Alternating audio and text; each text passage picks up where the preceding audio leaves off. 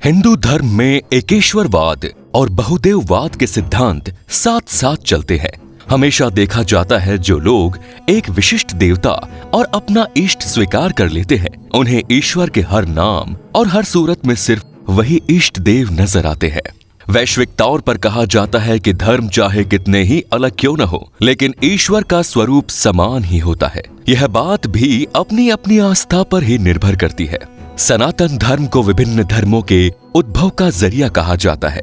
ऐसा माना जाता है कि धर्म अलग अलग जरूर है, लेकिन उनकी जड़ें सनातन धर्म से ही निकली है। इस बात के पीछे की सच्चाई तो शोध का विषय है, लेकिन हाल ही में सामने आई एक रिपोर्ट में ये बात जरूर कही गई है कि ग्रीक देवता हेराक्लिस कोई और नहीं बल्कि स्वयं हिंदू देवता श्री कृष्ण ही है।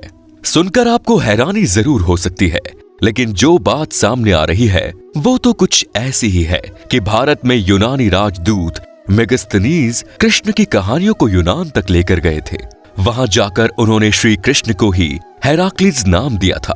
तभी से यूनानी देवता हेराक्लिस यूनानी पौराणिक कथाओं का हिस्सा बन गए। कहते हैं कि श्री कृष्ण की महिमा, उनका आभा मंडल ही कुछ ऐसा था कि विभिन्न देशों के लोग उनसे जुड़ी कहानियों को अपने अपने देशों में ले गए। कुछ ने उन्हें कृष्ण ही नाम दिया तो कुछ ने उनका नाम बदल दिया। ये कहानियां उन्होंने स्थानीय लोगों को सुनाई और इसी तरह पीढ़ी दर पीढ़ी यह कहानी आगे बढ़ती रही।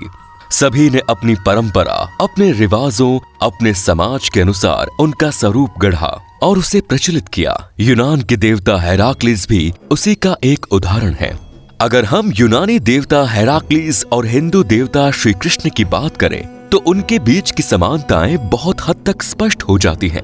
अलेक्जेंडर के भारत में आक्रमण करने के दौरान और बाद में जितने भी यूनानी विद्वान भारत आए, उन्होंने विभिन्न तरह के साक्ष्यों को प्रस्तुत किया। यूनानी और पाश्चात्य देशों के लोग संस्कृति निष्ठ हिंदी के शब्द और नाम नहीं बोल पाते थे, इसलिए उन्होंने अपनी कहानियों में दैवीय चरित्रों के नामों को बदलकर अपने देश में प्रस्तुत किया। तो दोस्तों, अब हम बात करते हैं भगवान कृष्ण और यूनानी देवता हेराक्लिस के बीच देखी गई समानताओं की। नंबर 1, सबसे पहली समानता श्री कृष्ण कालिया नामक नाग और हेराक्लिस हाइड्रा से जुड़ी है। हिंदू पौराणिक कहानियों के अनुसार जब एक बार भगवान यमुना नदी के किनारे गेंद खेल रहे थे, तभी अचानक गेंद नदी में जा गिरी, जिसमें कालिया नामक एक भयंकर सांप रहता था, जिसके विष की वजह से जो भी वहां पानी पीता वो मर जाता था।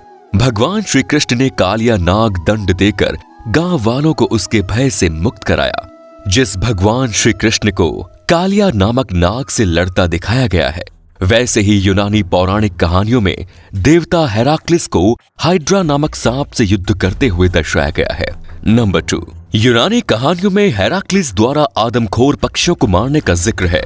यूनानी पौराणिक कहानियों के अनुसार आर्केडिया की स्टिम्फेलिया नदी के किनारे रहने वाले इन चिड़ियों का आकार सारस के बराबर था और इनकी चोंच, पंजे और पंख लोहे के बने थे। युद्ध देवता एरीज के ये प्रिय पक्षी मानव भक्षी थे। उनकी नुकीली लोहे की चोंच कवच को भेद डालती थी। ये झुंड बनाकर उड़ती और इनके लोह पंख गिरने से कई प्राणियों की मृत्यु हो जाती। इनके मुंह से कुछ ऐसा लार निकलता था जिससे फसल नष्ट हो जाती थी। ये चिड़िया संभवतः मूलतः अरब के मरुस्थल में रहती थी और फिर वहां से प्रज्वलित हो स्टिम्फेलिया नदी के किनारे चली आई थी। हेराक्लिस ने बहुत ही बहादुरी के साथ इनका वध कर दिया था। ये ठीक उसी तरह से है कि जब श्री कृष्ण के मामा कंस ने कृष्ण को मारने के लिए भेजा था। बकासुर एक बगुले का रूप धारण करके श्री कृष्ण को मारने के लिए पहुंचा था। उस समय कान्हा और सभी बालक खेल रहे थे। तब बगुले ने कृष्ण को निगल लिया और कुछ ही देर बाद कान्हा ने उस बगुले को चीरकर उसका वध कर दिया।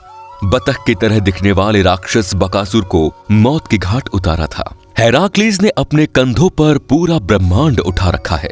श्री कृष्ण ने अपने छोटी अंगुली से गोवर्धन पर्वत को उठाया था। भगवान कृष्ण ने वृंदावन वासियों को समझाया कि वो भगवान इंद्र की पूजा छोड़कर गोवर्धन पर्वत की पूजा करें। ये सुनकर भगवान इंद्र बहुत ज्यादा गुस्से में आ गए और उन्होंने वृंदावन पर मूसलाधार बारिश की। इंद्र के प्रकोप से बचने के लिए भगवान श्री कृष्ण ने अपने बाएं हाथ की कनिष्ठ उंगली यानी छोटी उंगली पर पूरे गोवर्धन पर्वत को उठा लिया। सभी वृंदावन वासी उस पर्वत के नीचे आ गए और खुद को भारी बारिश से बचा लिया। इंद्र 7 दिनों तक पानी बरसाते रहे, लेकिन आखिर में उन्हें अपना भूल का एहसास हुआ। भगवान इंद्र खुद धरती पर उतरे और श्री कृष्ण से माफी मांगी। श्री कृष्ण ने अपने मामा कंस जैसी बुरी शक्ति को हराया था। उसी तरह हेराक्लीज ने अपनी सौतेली मां हेरा से मुकाबला किया था।